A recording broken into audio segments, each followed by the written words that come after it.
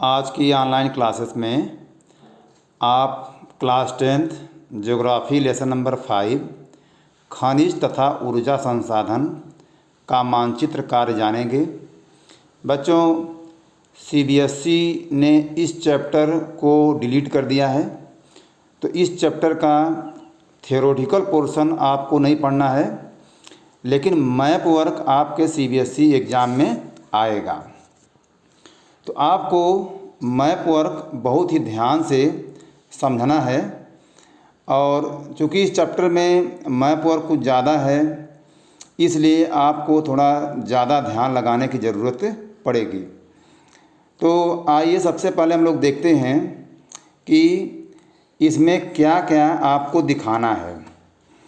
तो सबसे पहले जो है, भारत में जो लव अयस्क की खाने हैं, जिसमें मयूरभंज, दुर्ग, बेलाडीला, बल्लारी, कुद्रेमुख, ये कुल 5 लव अयस्क की खानों को आपको मानचित्र पर दिखाना है।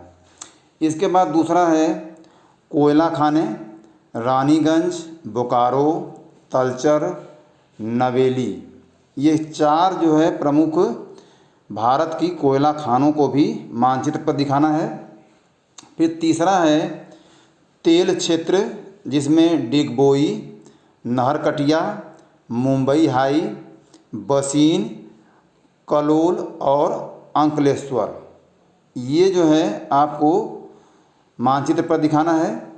इसके बाद आपके देश में जो ऊर्जा संयंत्र हैं, जिसमें तापीय ऊर्जा, जो थर्मल पावर प्लांट्स हैं आपके देश में, और जो न्यूक्लियर पावर प्लांट्स हैं, उनको भी दिखाना है। तो थर्मल पावर प्लांट में आपको नामरूप, रामागुंडम, सिंगरौली, ये 3 केंद्र दिखाने हैं। और आणविक ऊर्जा के जो केंद्र हैं, जो न्यूक्लियर पावर प्लांट्स हैं, उनमें नरोरा, तारापुर, काकरापारा, कलपक्कम, कैगा और रावतभाटा। तो नरोरा, तारापुर, काकरापारा, कलपक्कम, ये तो आपके सीबीएसई के मैप वर्क में है। 2 जो है कि कैगा और रावतभाटा, ये आपके पाठ्यक्रम में नहीं है, लेकिन फिर भी आपको इसमें जानना है। तो चलिए हम लोग शुरू करते हैं। सबसे पहले जो भारत में लव अयस्क की खाने हैं, उनको देखते हैं कि वे किन किन राज्यों में हैं और उनकी स्थिति क्या है। तो बच्चों, आपको ये पता होना चाहिए कि हमारा देश पूरे विश्व में लव अयस्क के उत्पादन में चौथे स्थान पर है। पहले स्थान पर चीन है, दूसरे पर ऑस्ट्रेलिया है, तीसरे स्थान पर ब्राज़ील है। तो इन तीनों देशों के बाद हमारे देश का स्थान चौथा है। तो सबसे पहले जो है कि इसमें जो पहला लव अयस्क उत्पादन का केंद्र है, वह है उड़ीसा में मयूरभंज। तो उड़ीसा में मयूरभंज, देखिए ये यहाँ पर है, आप इसको फिर से देख लीजिए, ये मयूरभंज है, यहाँ पर आपको दिखाया गया है। तो यहाँ पर आपको इसको अपने एक मानचित्र में, हार्ड कॉपी में आपको दिखाना पड़ेगा। फिर इसके बाद दूसरा है छत्तीसगढ़ में दुर्ग। तो दुर्ग कहाँ है छत्तीसगढ़ में, उसको भी आप मानचित्र पर देख लीजिए, और उसको भी आपको दिखाना है। ये है दुर्ग। और छत्तीसगढ़ में ही एक और लव अयस्क उत्पादन का केंद्र है बेलाडीला। तो ये 3 जो है कि लव अयस्क उत्पादन के केंद्र हैं। पहला उड़ीसा में मयूरभंज, दूसरा दुर्ग, और तीसरा बेलाडीला। और इसके बाद जो है दक्षिण भारत में चलते हैं हम लोग। बल्लारी, बल्लारी जो है कर्नाटक में है। ये भी भारत का प्रमुख लव अयस्क उत्पादन का केंद्र है। और कर्नाटक में ही पश्चिमी हिस्से में आप देखेंगे तो कुद्रेमुख, ये जो है कि एक और प्रमुख लौह अयस्क उत्पादक केंद्र है। तो इस कुल मिलाकर आपको जो 5 लौह अयस्क उत्पादन के केंद्र हैं, नंबर 1 मयूरभंज, नंबर 2 दुर्ग, नंबर 3 बेलाडीला, नंबर 4 बेल्लारी और नंबर 5 कुद्रेमुख। तो इन पांचों को आपको जानना है। अब इसके बाद हम लोग आते हैं कोयला खानों के बारे में देखते हैं, जिसके लिए आपको अगले मानचित्र पर चलना होगा। तो कोयला खाने देखिए आपके देश में हैं, जो कि इस मानचित्र में आप साफ साफ देख सकते हैं। तो कोयला खानों में सबसे जो महत्वपूर्ण है वो रानीगंज है, बोकारो, तलचर और नवेली। ये 4 महत्वपूर्ण हैं जिनको आपको मानचित्र पर दिखाना है। बच्चों, आपको यहाँ ये भी पता होना चाहिए कि कोयला 4 प्रकार का होता है: एंथ्रेसाइट, बिटुमिनस, लिग्नाइट और पीट कोयला। तो यह जो चारों प्रकार है, इसमें सबसे उच्च कोटि का जो कोयला होता है वो एंथ्रेसाइट होता है। और एंथ्रेसाइट में ज्वलनशीलता ज़्यादा होती है, क्योंकि इसमें कार्बन की मात्रा 90% से भी ज़्यादा होती है। और उसी प्रकार से क्रमशः जब कार्बन की मात्रा घटती जाती है तो कोयले की गुणवत्ता भी कम होती जाती है। तो एंथ्रेसाइट नंबर 1 पर है, फिर बिटुमिनस है, फिर लिग्नाइट है और फिर पीट कोयला है। तो 4 प्रकार के कोयले होते हैं। तो आइए अब हम लोग देखते हैं कि रानीगंज कहाँ है। तो बच्चों, रानीगंज जो है कि पश्चिम बंगाल में है, ये आप देख रहे हैं इसकी स्थिति, ये रानीगंज है। और दूसरा जो है कि झारखंड में बोकारो है, ये यहाँ पर बोकारो है। और इसी के पास झरिया भी है, आप देख रहे हैं। ये दूसरा एक आपके हालांकि कोर्स में नहीं है, लेकिन फिर भी झरिया इसी के पास है, जो कि भारत का सबसे बड़ा कोयला उत्पादक क्षेत्र माना जाता है। और फिर तलचर है, उड़ीसा में है, इसकी स्थिति यहाँ पर है। और इसके बाद लिग्नाइट कोयले की सबसे बड़ी खदान जो है आपके देश में नेवेली है, जो कि तमिलनाडु में पाई जाती है। तो आप देखिए नवेली यहाँ पर है, तमिलनाडु में है।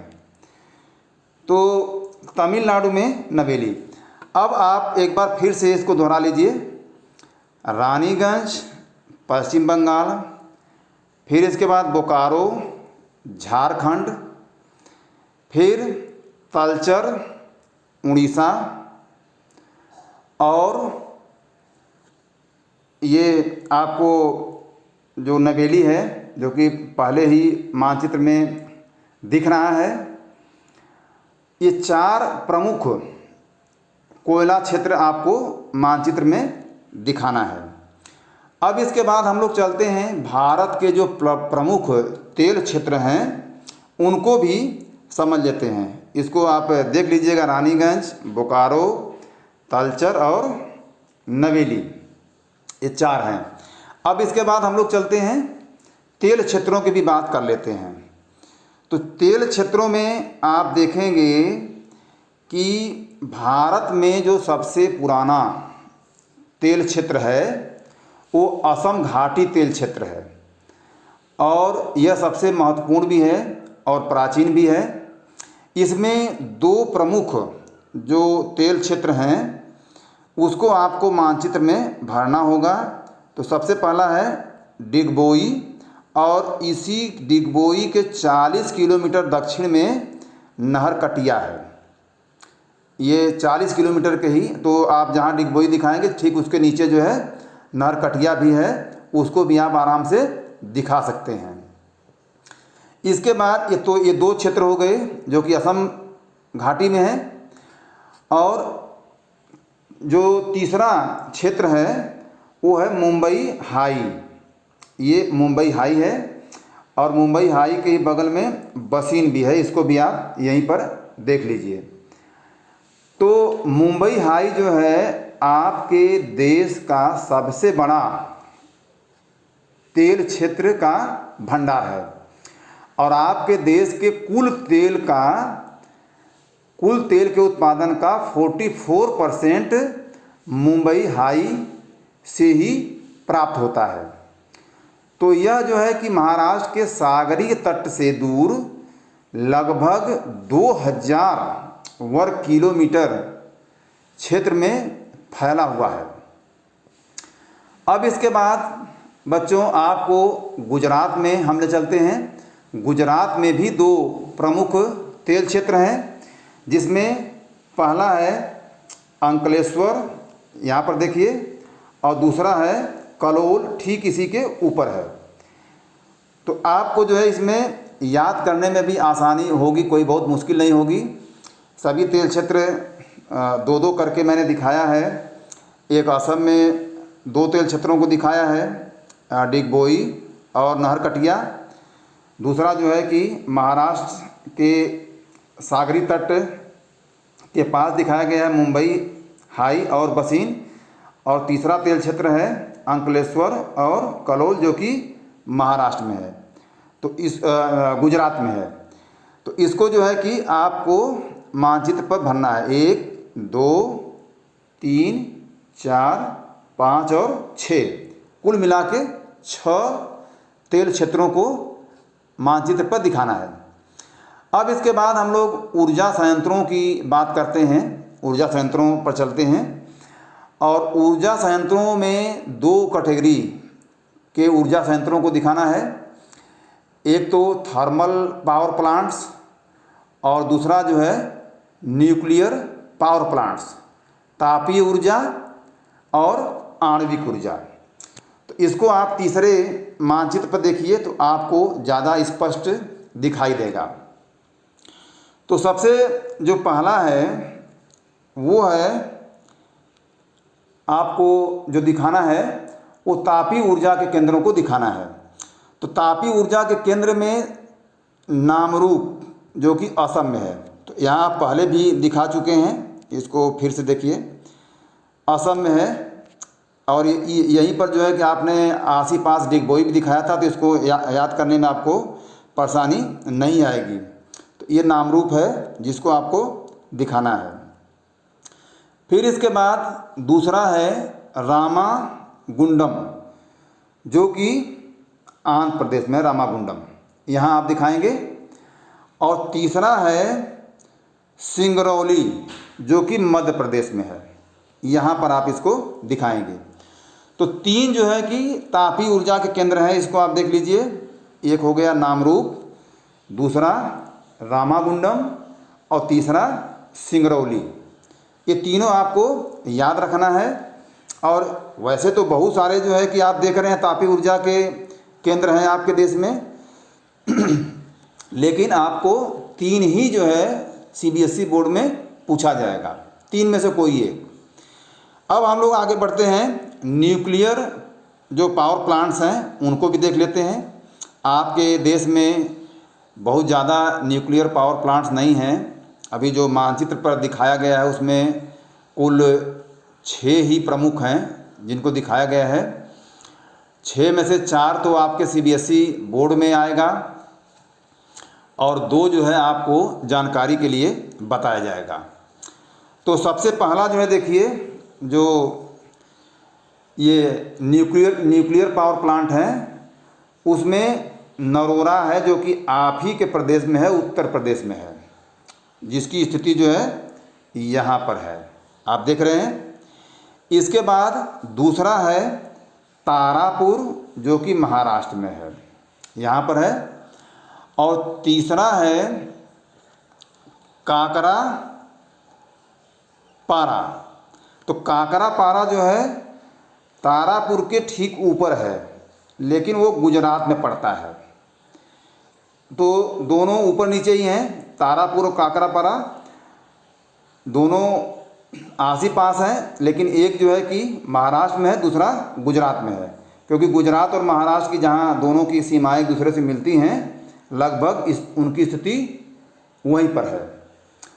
फिर इसके बाद जो है कलपक्कम है, जो कि तमिलनाडु में है। ये आप देखिए कलपक्कम है जो कि तमिलनाडु में है।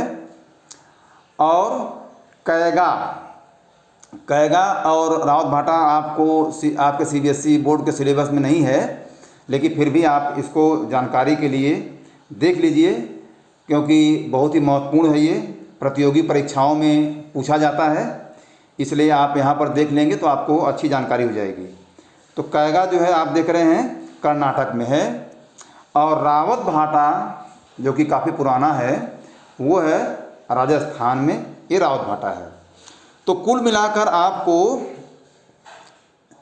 पहला नरोरा, फिर इसके बाद रावत भाटा यहीं पर है देख लीजिए, और काकरापारा, तारापुर, कैगा और कलपक्कम। तो 1, 2, 3, 4, 5 और 6 जो है कि न्यूक्लियर पावर प्लांट्स को मानचित्र में भरना है।